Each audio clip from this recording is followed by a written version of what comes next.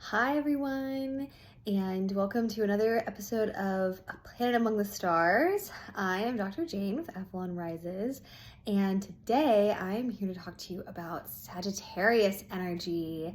So, tomorrow on November 22nd, yes, 22nd, just getting my days straight here, the sun transitions into Sagittarius.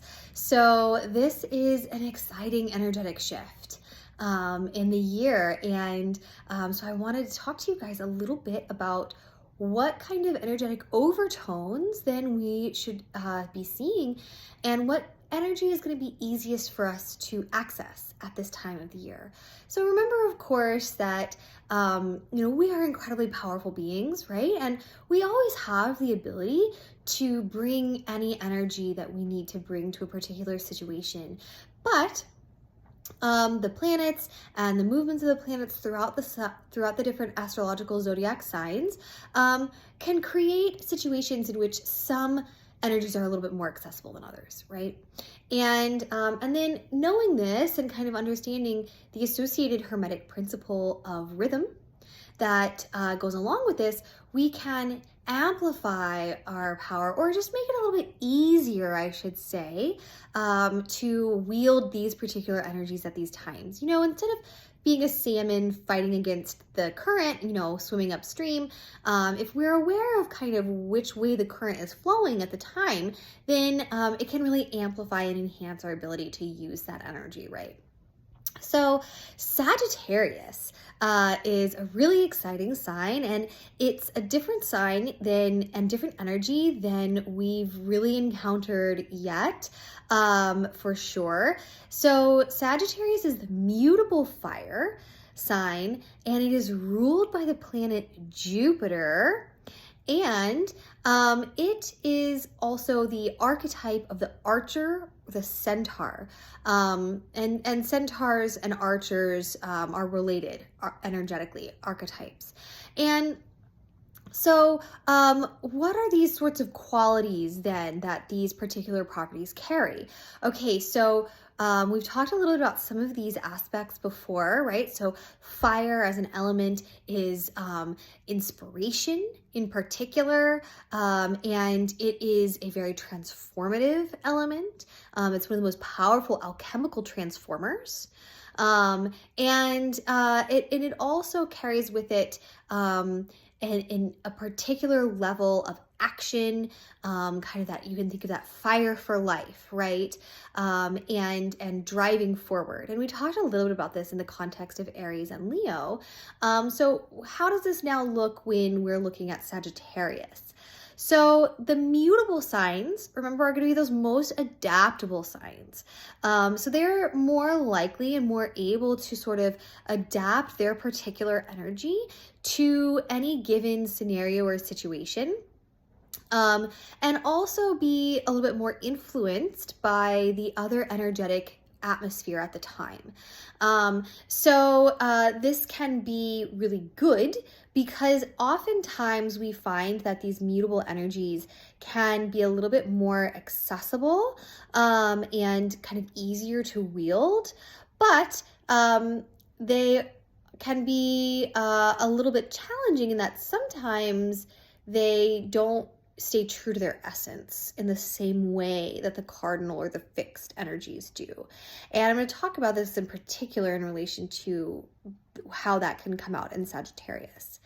So Sagittarius's ruling planet, Jupiter. Okay, so Jupiter, we know, has been in retrograde, and I'm going to talk a little bit about in another video coming up about the new moon that's in Sagittarius on the 23rd and Jupiter going direct on that same day. So I'm going to touch on that a little bit in that video, but you can recall, if you've watched my video on Jupiter retrograde, you can recall that Jupiter is like the jolly giant of the planets, and Jupiter is really all about joy.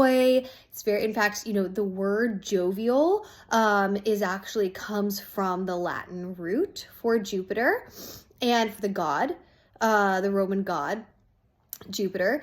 And so it's that larger than life, enjoying energy, kind of the party, life of the party energy, and also prosperity and good fortune, because actually that energy of enjoyment of life and gratitude in life, that positive vibration is actually the foundation of all abundance as well. You're not going to be prosperous if you are coming from a place of low vibration. And so, Jupiter is kind of the great beneficent, right?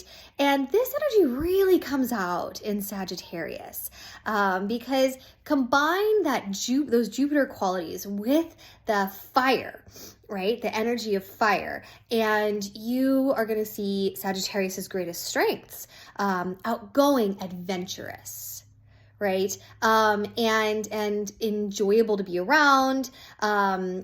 A lot of humor, but especially the adventurer. And this is related also to its archetype of the archer, right? And because the archer, if you think about in terms of when we are, or the centaur at the same time, but if we are shooting an arrow, it is going somewhere else, right? And we are going to shoot it in a particular direction, and then we're going to have to go retrieve it. And so this carries with it the sense of adventure, right? Going into the great unknown, and stepping out of the comfort zone and going into that great unknown. And so this is such a powerful energy, and especially useful at this particular time. Because remember how I've said the precession of these energies is actually perfectly aligned to move us through a progression, through every cycle. And we're just coming out of Scorpio. And Scorpio is fabulous for introspection, for working with your shadow, for seeing what you need to let go of, for seeing where you need to shift and change, and for what you need to do, for how to get out of your comfort zone. Okay, right? So Scorpio has just been showing us all these things. Scorpio can get a little bit heavy, right? That Scorpio energy, it can be a little heavy. It's got that Pluto aspect to it, that Lord of the Underworld vibe going on. And, moving out of that space and into the Sagittarius energy can be a huge relief. But more importantly, what it does is it gives us the fire and the courage, and not even necessarily so much the courage as the spirit of adventure, the curiosity to get out of our comfort zone and to actually do the things that we have just seen we need to do in Scorpio. We're not going to wallow around in it. Now we're going to go on an adventure. And here is the trick, because all of growth, 100% of growth, takes us out of our comfort zone by definition. And so if you can tap in to the spirit of adventure when you are stepping out of that zone, that Sagittarius energy of curiosity and excitement and inspiration for adventure, and being an explorer in your own life, then you are going to find it so much easier to actually work with the things that Scorpio just showed you need to do, and to actually let go of these patterns and try something new.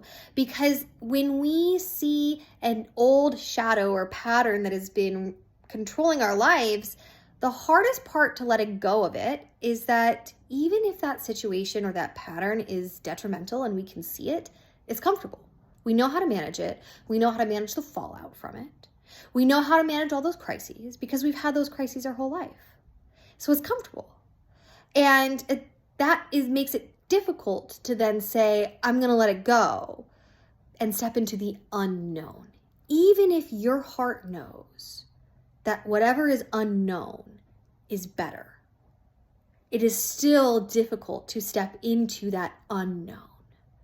But so the Sagittarius energy is coming in right after that Scorpio introspection to really assist us in stepping in to that unknown and going on an adventure, right? However, a word to the wise, you do want to avoid the vices of Sagittarius, Okay, so as I mentioned, every energy, there's good and bad in all things, right? So every energy has its strengths and its weaknesses. And Sagittarius, the weakness of Sagittarius is the lack of responsibility, is irresponsibility, partying at the expense of progression, having a hard time following through, because they're just, the energy is just always looking for the next exciting adventure, actually sticking with something when it no longer is exciting. So that persistence, that follow through, and that responsibility, okay, so we really are still going to need to tap into those things. Because on the one hand, the Sagittarius energy following up on Scorpio can feel like a huge relief, right? But don't take that as an excuse of, whew, okay, I made it through. Don't have to worry about any of that stuff anymore. Just yay, party time, happy, happy, joy, joy. Instead, understand that the truest freedom, which is actually what Sagittarius wants, right? Sagittarius is seeking freedom, but true freedom, the truest freedom actually comes from shedding whatever was holding you back, not ignoring it and partying instead, not fiddling while Rome burns, but actually following through with what you learned in Scorpio and letting it go and stepping into the unknown and trying something new in that out of your comfort zone. That's where the freedom lies. But that is also where you're going to need to take responsibility for yourself and your actions. So I will talk about this a little bit more in terms of the new moon and how you can use this upcoming new moon and Jupiter direct to help you do that. And just in case you spend all this Sagittarius energy on relief and just enjoying yourself at the expense of your hard work, Capricorn's right around the corner. So it's that follow through has been a struggle for you. It will come for you then. So as I mentioned, enjoy your sense of adventure. Take what you learned in Scorpio, look at the new horizons before you, and check in on our new moon video as well for some really tips and tricks as to how to use this new moon to help you do exactly that. All right, as always, do leave a comment, join our email list, and I look forward to seeing you next time.